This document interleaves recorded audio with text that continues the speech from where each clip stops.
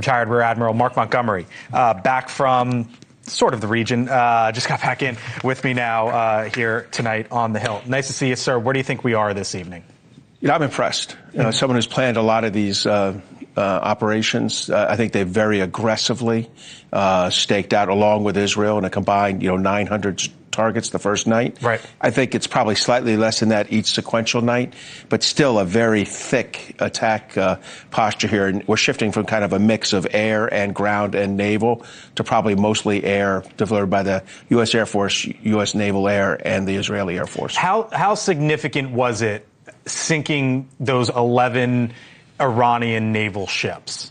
I'm glad they sank them. I was there 40 years ago when we sank a few, and there's some bad captains on those ships. I hope they're on board when they were hit. Having said that, that's not how they're going to mine the Straits of Hormuz. They use other techniques for that. So this is a good hit, but it doesn't solve the problem. You talk about the Strait. Let me show you, or you know this, but for our audience here on NewsNation or those listening to us on Sirius XM, do we have it up here? We have it? Nope.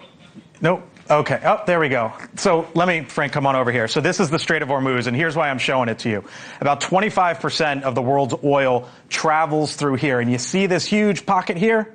There's no travel there, Admiral, and this is what the Secretary of State, Marco Rubio, said a little while ago.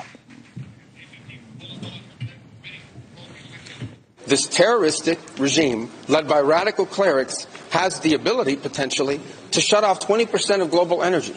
That's the kind of leverage they have because of their Navy. We're going to destroy their Navy. So how significant is sort of that image that we just showed?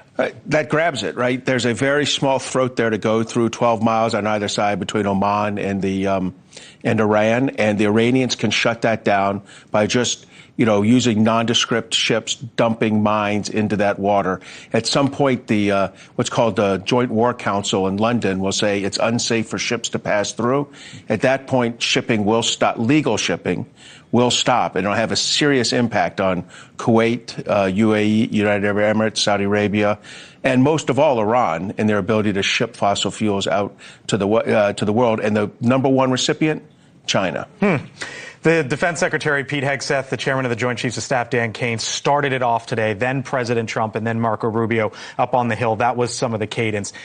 The argument that is being laid out by the administration is that this is not going to be a quote-unquote forever war, that this is going to be days into weeks, maybe 4 to 5 weeks. Here was Hegseth. This is not Iraq. This is not endless. I was there for both. Our generation knows better, and so does this president. So on this time frame of 4 to 5 weeks that the president said that this could take, you heard Hegseth there say this is not an endless war, essentially.